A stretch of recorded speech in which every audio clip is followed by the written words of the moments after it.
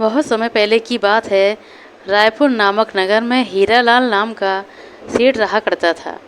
वह लोगों को ब्याज पर पैसे देने का काम करता था। उसके पास रायपुर के अलावा भी दूर दूर के गांव के लोग पैसे लेने के लिए आते थे और वादे के मुताबिक जब उनके पास पैसे आते तो वह लोग मूल के साथ ब्याज के पैसे भी चुका देते। सेठ हीरालाल ब्याज पर पैसे तो देता था, लेकिन वह उसूलों का पक्का और ईमानदार व्यक्ति था। वह समय से पहले ना तो किसी से पैसे मांगने जाता और ना ही किसी के साथ गलत व्यवहार करता। इसके साथ साथ हीरालाल में दो गुण और भी थे। वह बहुत ही दयालु और भगवान को मानने वाला व्यक्ति था। अपने इन्हीं गुणों के कारण वह दूर दूर तक प्रसिद्ध था। एक बार की बात है, इस नगर से कालू और भूरा नाम के दो ठग गुजर रहे थे। सेठ हीरालाल की प्रसिद्धि उन दोनों के कानों तक जा पहुंची। वह दोनों आपस में बातें करने लगे कि क्यों ना सेठ के पास जाकर कुछ पैसा उधार ले लिया जाए और फिर हम कुछ ऐसा करें कि हमें वह पैसा वापस भी ना करना पड़े। यह सोचकर उन दोनों ने एक योजना बनाई और सेठ हीरालाल के पास चल दिए। दोनों ठग सेठ हीरालाल की हवेली में पहुँचे और जाकर सेठ से बोले, सेठ जी, हम दोनों बहुत दूर से आए हैं। हमारे गांव में पिछले साल अकाल पड़ गया था, जिसके कारण इस बार हमारे यहाँ कोई फसल नहीं हुई और हमारे घर में खाने के लिए अन्न का एक भी दाना नहीं है। इस बार बारिश अच्छी हो रही है और हमें उम्मीद है कि इस बार फसल अच्छी हो जाएगी। हमने आपके बारे में काफ़ी सुना है, इसलिए हम आपसे कुछ पैसे उधार लेने के लिए आए हैं। सेठ हीरालाल ने उनकी बातें सुनकर कहा, भाई, मैंने तुमसे पैसे लेने का कारण और तुम्हारे रहने की जगह नहीं पूछी। तुम मुझे सिर्फ इतना बताओ कि तुम्हें कितने पैसे चाहिए और तुम कब तक वापस करोगे। सेठ हीरालाल की बातें सुनकर कालू ने कहा, सेठ जी, हमें 2000 रुपयों की ज़रूरत है और हम आपका पैसा बहुत जल्द वापस कर देंगे। सेठ ने उनकी बातें सुनकर कहा, भाई, वो जल्दी का कोई तो समय होगा। समय जाने बिना मैं तुम्हें कर्जा नहीं दे सकता। सेठ की समय की बात सुनकर कालू मक्कारी भरे स्वर में बोला, सेठ जी, कर्ज तो कर्ज ही होता है, कोई समय तो हम बता नहीं सकते। हाँ, लेकिन अगर इस जन्म में नहीं दे सके तो अगले जन्म में ज़रूर वापस कर देंगे। सेठ ने उसकी बात सुनकर कहा, ठीक है, तुम अगले जन्म में वापस कर देना, मुझे तुम्हारी बात पर पूरा भरोसा है। यह कहकर सेठ हीरालाल ने अपने मुनीम से कहा, इनका नाम खाते में लिखकर इन्हें 2000 रुपये दे दो और यह भी लिख लो कि पैसा यह ब्याज के साथ अगले जन्म में वापस करेंगे। मुनीम ने जब यह सुना तो सेठ से कहा, लेकिन सेठ जी। सेठ ने मुनीम की बातें सुनकर कहा, लेकिन कुछ नहीं, तुम्हें जो कहा है उतना ही लिखो। मुनीम ने उन दोनों का नाम लिखकर उनके हस्ताक्षर करवा दिए और उन्हें 2000 रुपये दे दिए। दोनों ठग रुपये पाकर बहुत खुश हुए। उन्होंने बिना गिने ही रुपये जेब में डाले और सेठ हीरालाल को धन्यवाद देकर वहाँ से चल दिए। वह दोनों बहुत खुश थे कि उन्होंने सेठ को मूर्ख बना दिया है। उनके वहाँ से जाते ही मुनीम ने सेठ से कहा, मालिक, आप जानते हो कि वह आपको पैसे वापस करने नहीं आएंगे और इस कागज़ के अनुसार तो हम कानूनन भी उनके पैसे वापस नहीं ले सकते, तो फिर आपने उनको पैसे उधार क्यों दिए। सेठ ने मुनीम की बातें सुनकर कहा, मुनीम जी, यह सब कुछ मैंने जानबूझकर किया है और यह मैंने क्यों किया, यह बात तुम्हें समय आने पर पता चल जाएगी। और एक बात याद रखना, कर्ज कर्म के समान होता है। इस जन्म में लिया गया कर्ज अगले जन्म में मनुष्य के साथ रहता है और उसी के अनुसार मनुष्य को नया जीवन मिलता है। सेठ हीरालाल की यह बातें मुनीम को समझ में नहीं आईं। उधर दोनों ठग खुशी खुशी अपने रास्ते पर चले जा रहे थे। तभी कालू ने कहा, यह सेठ तो हमारी उम्मीदों से ज़्यादा बेवकूफ़ निकला। मैं तो सोच रहा था कि हमारे अगले जन्म की बातें सुनकर सेठ हमें पैसे नहीं देगा, लेकिन उस बेवकूफ़ सेठ ने तो हमें इतनी बड़ी रकम कर्ज में दे दी। उस मूर्ख ने इतना नहीं सोचा कि अगले जन्म में यह उधार भला कौन चुकाएगा।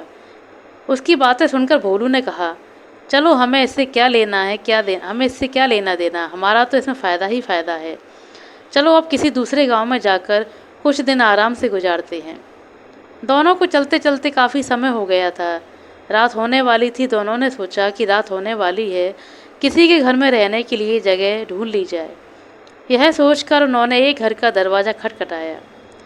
वह घर एक किसान का था। किसान बाहर आया। कालू ने किसान से कहा, भाई, हम दोनों परदेसी हैं और रात गुजारने के लिए जगह जाते हैं। जब किसान ने उनकी यह बात सुनी तो कहा, कोई बात नहीं भाई, मैं अभी आपके रहने का इंतज़ाम कर देता हूँ। यह कहकर किसान ने अपने घर के आंगन में उनके लिए चारपाई बिछा दी और उनसे कहा, अगर आपको खाने की ज़रूरत है तो मैं आपको खाना भी खिला सकता हूँ। उन दोनों ने किसान की बातें सुनकर कहा, नहीं भाई, हमें खाने की कोई ज़रूरत नहीं है, हम सिर्फ आराम करना चाहते हैं।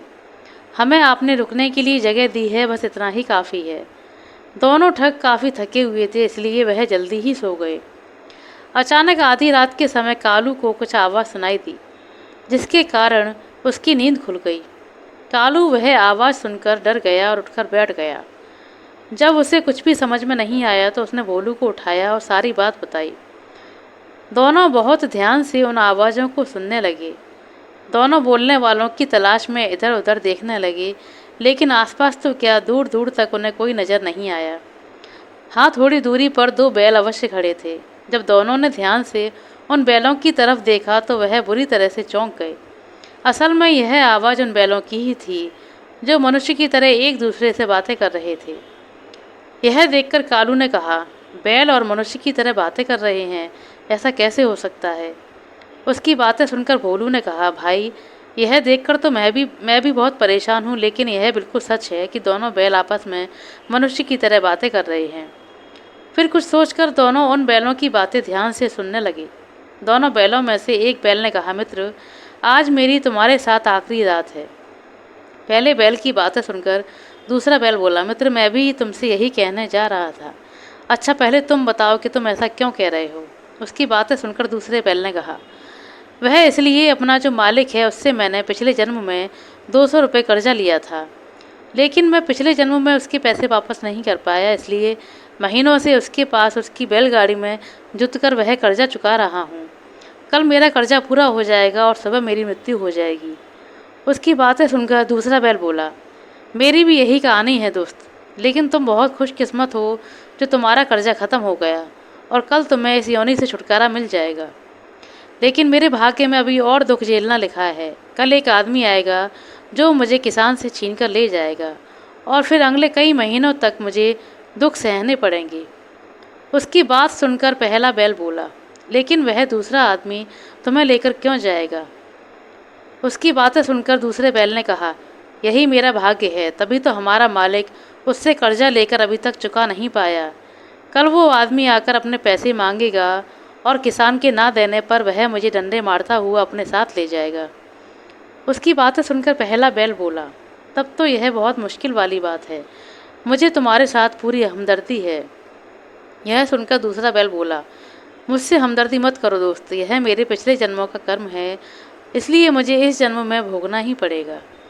यह बातें सुनकर पहला बैल बोला, ठीक कहते हो दोस्त, खैर छोड़ो हमारी बातों को, मुझे और तुम्हें तो अपने अपने कर्मों की सज़ा मिल गई या मिलती रहेगी, लेकिन मुझे तो दुख उन दोनों आदमियों के लिए हो रहा है जो आज किसान के यहाँ मेहमान बनकर आए हैं।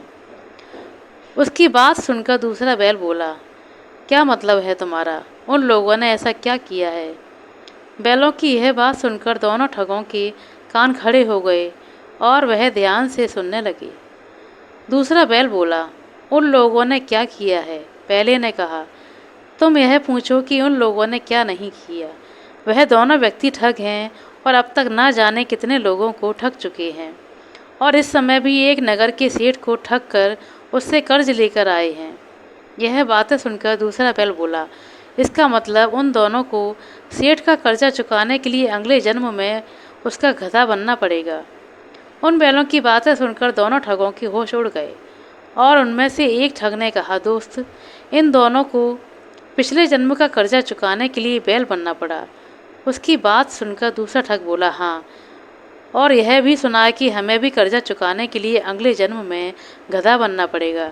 यह बात सोचकर ही दोनों के पैरों के नीचे से ज़मीन निकल गई और उन्होंने सोचा कि अब हम सेठ का कर्ज अपने सर के ऊपर नहीं रखेंगे, इसको हम वापस कर देंगे और बाकी का जीवन हम लोगों की सेवा में गुजार देंगे ताकि हमारे सारे पाप इस जन्म में ही धुल जाएं।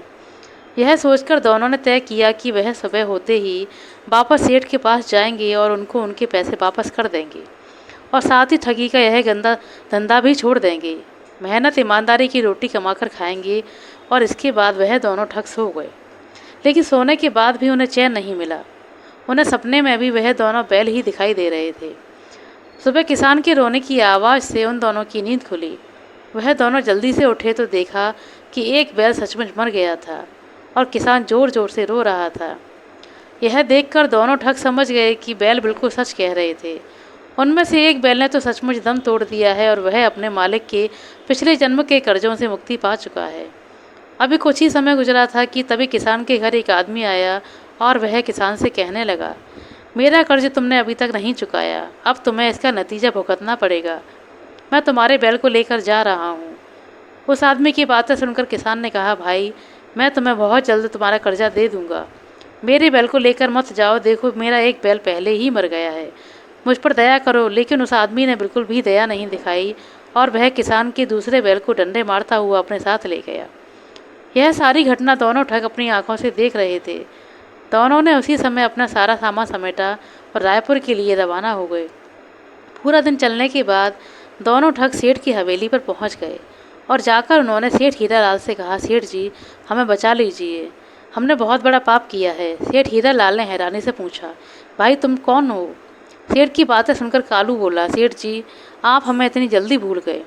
हम दोनों कालू और भूरा हैं, कल ही तो आपसे हमने 2000 रुपये कर्ज लिए थे। मुनीम ने उन दोनों की बातें सुनकर कहा, सेठ जी यह दोनों वही हैं जो कल कर्ज लेने के लिए आए थे और जिन्होंने अगले जन्म में कर्ज लौटाने का वादा किया है। मुनीम की बातें सुनकर कालू और भूरा ने कहा, हाँ सेठ जी हम आपका कर्जा वापस करने के लिए आए हैं। यह लीजिए मूल के 2000 रुपये और ब्याज के 100 रुपये, साथ में हमारा नाम अपने वही खाते से काट दीजिए। सेठ हीरालाल ने उनकी बात सुनकर कहा, भाई मैं कर्ज वापसी ऐसे नहीं लेता हूँ, मैं अपने उसूलों का पक्का आदमी हूँ। तुमने रकम लौटाने का जिस समय वादा किया है मैं उस समय ही यह कर्ज वापस लूँगा। तुमने अगले जन्म में कर्ज लौटाने की बात कही थी, इसलिए अब मैं अगले जन्म में ही तुमसे वापस लूँगा। सेठ की बातें सुनकर कालू ने कहा, सेठ जी आप यह क्या कह रहे हैं? भला कोई अगले जन्म में भी कर्ज चुका सकता है क्या? कालू की बातें सुनकर भूरा ने कहा, हाँ सेठ जी जब हम अभी आपका कर्जा लौटाना चाहते हैं तो आप अपने अगले जन्म की बातें क्यों कर रहे हैं? सेठ ने उनकी बातें सुनकर कहा, भाई मैंने तुमसे पहले ही कहा था मैं अपने उसूलों का बहुत पक्का व्यक्ति हूँ। जब तुमने मुझसे वादा किया कि तुम यह कर्ज अगले जन्म में वापस करोगे तो अगले जन्म से पहले मैं वापस नहीं लूँगा। भूरा और कालू ने सेठ के आगे बहुत हाथ जोड़े, लेकिन सेठ ने उनकी एक बात ना सुनी और बिना पैसा लिए ही उन्हें घर से बाहर निकाल दिया। दोनों ठग दुखी मन से वहाँ से चल पड़े। उन्हें बिल्कुल समझ में नहीं आ रहा था कि वह इस कर्ज से कैसे मुक्ति पाएंगे। दोनों भटकते भटकते एक जंगल में पहुँचे। वहाँ पर एक महात्मा मिले। जब महात्मा ने उन दोनों से उनकी परेशानी का कारण पूछा तो दोनों ने सारी बात महात्मा को सच सच बता दी। तब महात्मा ने उन्हें प्रायश्चित करने का एक उपाय बताया। महात्मा ने उनको कहा, बेटा यहाँ से 1 मील दूर एक गाँव है, वहाँ पहुँचने पर तुम्हें सेठ का कर्जा उतारने का कोई ना कोई उपाय अवश्य मिल जाएगा। महात्मा की बातें मानकर वह दोनों ठग आगे के लिए चल दिए। थोड़ा सफ़र करने के बाद वह एक गांव में पहुँचे। यह वही गांव था जिसके बारे में महात्मा ने उन्हें बताया था। वहां पहुंचकर उन्हें पता चला कि इस गांव में पानी का कोई स्रोत नहीं है और ना ही कोई कुआं है और ना ही कोई तालाब है। इसलिए वहां के लोग पानी पीने के लिए बहुत परेशान रहते हैं। पानी की ज़रूरत पूरी करने के लिए लोगों को 5 कोस दूर तक जाना पड़ता है। वहाँ की हालत देखकर कालू के दिमाग में महात्मा की बात हो आई। वह सोचने लगा कि अगर यहाँ कोई पानी का स्रोत पैदा कर दिया जाए तो हमारा कर्जा उतर सकता है। यह सोचकर कालू ने भूरा को अपनी योजना बताई। कालू भूरा के कान में धीरे धीरे उसे कुछ समझाने लगा, जिसे सुनकर भूरा का चेहरा खिल गया। दोनों पास वाले खेत में से 2 कुदाल लाए और एक स्थान पर खुदाई करने लगे। वह दिन रात जमीन खोदते रहे और ठीक 1 महीने के बाद वह एक गहरा कुआं खोदने में सफल हो गए। उस कुएं में से पानी भी निकल आया। उसके बाद उन्होंने मिस्त्री को बुलाकर उस कुएं को पक्का करवा दिया। यह सब करवाने में उनका 2000 रुपये का खर्चा हो गया और कुआं तैयार हो जाने पर कालू ने भूरा से कहा, अब डंडा लेकर कुएं की पहरेदारी करने के लिए खड़े हो जाओ, क्योंकि जैसे ही गांव वालों को पानी के बारे में पता चलेगा तो वह पानी लेने के लिए ज़रूर आएंगे। भूरा ने कालू की बातें सुनकर कहा, चिंता मत करो दोस्त, पानी लेने के लिए अगर स्वयं भगवान भी आ जाएं, तो मैं उन्हें कुएं से पानी नहीं लेने दूंगा। और फिर वह दोनों डंडे हाथ में लेकर कुएं की चौकीदारी करने लगे। जब गांव वालों को उस कुएं के बारे में पता चला तो वह बर्तन लेकर तुरंत वहां पहुंचे। गांव वालों को देखकर कालू ने कहा, इस कुएं से दूर रहो, हम किसी को भी इस कुएं से पानी नहीं भरने देंगे। लोगों ने उनकी बातें सुनकर कहा, तुम इस तरह की बातें क्यों कर रहे हो? तुम लोगों को पता है कि गांव में पानी की कितनी कमी है। तुमने इस कुएं को बनाकर गांव वालों पर बहुत बड़ा उपकार किया है। कालू ने उनकी बात सुनकर कहा, वह सब तो ठीक है, लेकिन यह कुआं हमारा नहीं है, बल्कि रायपुर के सेठ हीरालाल का है। हम बिना उनकी इजाज़त के किसी को कुएं से पानी नहीं भरने देंगे। हाँ, अगर तुमको कुएं से पानी चाहिए तो पहले सेठ की इजाज़त लेकर आओ। पूरे गांव वाले इकट्ठे होकर सेठ हीरालाल के पास पहुंचे और उनसे प्रार्थना करने लगे, सेठ जी हम पर दया कीजिए। सेठ हीरालाल ने जब उनकी बातें सुनी तो उनसे पूछा, भाई तुम किस तरह की बातें कर रहे हो? मैंने आपका क्या बिगाड़ा है? तब सभी गांव वालों ने सारी बात सेठ हीरालाल को बताई और कहा, सेठ जी आप हमें कुएं से पानी लेने की इजाज़त दे दीजिए ताकि हमारी परेशानी खत्म हो सके। सेठ ने उनकी बात सुनकर कहा, लगता है आप लोगों को कोई गलतफहमी हुई है। मैंने आपके गांव में कोई कुआं नहीं बनवाया। जरूर वह दोनों व्यक्ति आपसे झूठ बोल रहे हैं। सेठ की बात सुनकर गांव वालों ने कहा, सेठ जी आप ऐसा मत कहिए, हम लोग बहुत उम्मीद से आपके पास आए हैं। सेठ ने फिर कहा कि भाई जब मैंने कुआं बनवाया ही नहीं तो मैं आपको पानी भरने की इजाज़त कैसे दे सकता हूँ? क्या वह मेरे कहने से तुम्हें पानी भरने देंगे? लोगों ने सेठ की बात सुनकर कहा, हाँ सेठ जी आपके कहने से वह दोनों व्यक्ति हमें पानी अवश्य लेने देंगे। हमें इस बात का विश्वास है। बस आप हमारे साथ चलकर उन दोनों व्यक्तियों को आदेश दे दीजिए। सेठ उनकी बात सुनकर उनके साथ चलने के लिए तैयार हो गया। सेठ हीरालाल जब अपने मुनीम को साथ लेकर उस गांव में पहुंचा तो दूर से उसने भूरा और कालू को डंडे हाथ में लेकर कुएं की रखवाली करते देखा।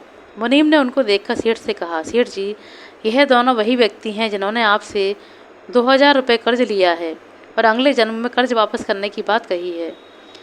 मुनीम की बात सुनकर सेठ भी उनको पहचान गया और बोला, लेकिन इस कमबख्तों ने यहाँ क्या चक्कर चला दिया? उनके पास पहुंचकर सेठ ने कहा, क्यों भाई यहाँ तुमने क्या चक्कर चलाया है? इस कुएं को गांव वालों को तुम मेरा कुआं क्यों बता रहे हो? कालू ने सेठ की बात सुनकर कहा, हमने कोई चक्कर नहीं चलाया सेठ जी, यह कुआं आपका ही है, इसलिए हमने बिना आपकी आज्ञा के गांव वालों को पानी भरने से मना कर दिया। यदि आप आज्ञा देंगे तो ही हम उन्हें पानी भरने देंगे, हमें कोई आपत्ति नहीं। सेठ उनकी बातें सुनकर हैरान हो गया और बोला, तुम यह क्या बकवास कर रहे हो? जब मैंने कोई कुआं नहीं बनवाया तो उसमें मेरी आज्ञा की क्या आवश्यकता? कालू ने सेठ की बात सुनकर कहा, यह बात ठीक है सेठ जी कि कुआं आपने नहीं बनवाया है, लेकिन इस कुएं को बनाने में जो रुपए खर्च हुए हैं वो आपके ही हैं। सेठ उनकी बातें सुनकर बोला, मेरे रुपए मतलब वह कैसे? सेठ की बात सुनकर भूरा ने कहा, सेठ जी मैं आपको बताता हूँ, हमने जो 1 महीने पहले आपसे 2000 रुपये कर्जा लिया है उसी से हमने यह कुआं बनवाया है। अगर आप यह कह दें कि यह कुआं मेरा है तो हमारा कर्जा चुकता हो जाएगा और गांव वालों की पानी की किल्लत दूर हो जाएगी। सेठ ने उनकी बात सुनकर कहा, मैं इस कुएं को कभी अपना नहीं कह सकता और मैंने तुम्हें जो कर्जा दिया है मैं वायदे के मुताबिक तुमसे अगले जन्म में ही लूँगा। सेठ की बातें सुनकर कालू ने कहा, तो फिर हम किसी को भी इस कुएं से पानी नहीं लेने देंगे, चाहे यह लोग हमारे सामने तड़प तड़प कर मर क्यों ना जाएं। कालू की हाँ में हाँ मिलाते हुए भूरा भी बोला, हाँ सेठ जी अगर वह पानी के बिना मर गए तो इसका सारा पाप आपके सर ही होगा। यदि आप इसको अपना कुआं कहकर पानी लेने की आज्ञा देंगे तो इसका पुण्य आपको और उनकी दुआएं आपको ही मिलेंगी। उन दोनों की बातें सुनकर गांव वाले भी सेठ के आगे गिड़गिड़ाने लगे और हाथ जोड़कर कहने लगे, सेठ जी हम पर रहम कीजिए। सेठ हीरालाल उलझन में पड़ गया। फिर कुछ देर सोचने के बाद वह बोला, ठीक है भाई, तुम लोग बहुत चालाक हो, तुम लोग जीते और मैं हारा। आज से यह कुआं मेरा है और मैं तुम्हें अपने कर्ज से मुक्त करता हूँ। गांव वाले खुशी से सेठ की जय जयकार करने लगे और पानी भरने के लिए बर्तन लाने अपने घर चले गए। गांव वालों के जाने के बाद सेठ ने भूरा और कालू से कहा, यह बात तो ठीक है कि तुमने जिस चालाकी से मेरे उसूलों को तोड़कर मेरा कर्जा वापस किया है उसके लिए मैं तुम्हारे दिमाग की दाद देता हूँ, लेकिन एक बात की मुझे बहुत हैरानी है कि तुम इतनी जल्दी मेरा कर्जा वापस करने के लिए इतने उतावले क्यों हो रहे हो, जबकि तुम पहले मुझे कर्ज के बहाने ठगने आए थे। कालू ने सेठ की बातें सुनकर कहा, हाँ सेठ जी आप बिल्कुल ठीक कह रहे हैं, हम आपको मूर्ख समझकर आपको लूटने के लिए आए थे, लेकिन बाद में हमें बहुत पछतावा हुआ, हमारी आंखें खुल गईं। तब कालू ने सारी बात जो किसान के घर हुई थी सेठ को बताई। सेठ और उनका मुनीम सारी बातें सुनकर हैरान रह गया। सेठ ने मुनीम की तरफ देखा और पूछा, क्यों मुनीम जी, कुछ और जानना है? मुनीम सेठ की बातें सुनकर कुछ नहीं बोला। तभी सभी गांव वाले अपने अपने बर्तन लेकर पानी भरने आ गए। अब पूरे गांव वालों के साथ साथ सेठ हीरालाल भी बहुत खुश था और इस घटना के बाद कालू और भूरा ने ठगी का धंधा छोड़ दिया और मेहनत मजदूरी करके अपना जीवन यापन करने लगा। आशा करते हैं दोस्तों आपको हमारे द्वारा सुनाई गई है कहानी अच्छी लगी होगी। कहानी पसंद आई हो तो कृपया लाइक कर दें, शेयर कर दें। चैनल पर नए हैं तो सब्सक्राइब कर लें। अपना कीमती समय देने के लिए बहुत बहुत धन्यवाद। मिलते हैं अगली वीडियो में, तब तक के लिए नमस्कार।